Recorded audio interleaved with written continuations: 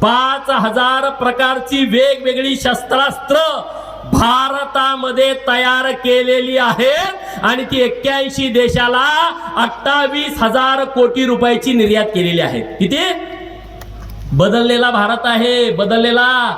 ब्रह्मोस आपलं बघितलं का? सगळ्यात खतरनाक आहे.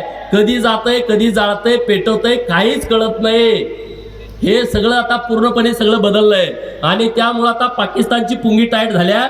तुम्ही इथं मोल्यामध्ये काहीतरी खोड्या काढण्याच्या भानगडीत पडू नका. तिकडं मोदी आहेत, इकडं देवाभाऊ आहेत. उगाच तुमच्या ढोंगणाची साल्टी निघून जातील. ते मतं वगैरे मागणारी लोक तुमच्याकडे येणार नाहीत.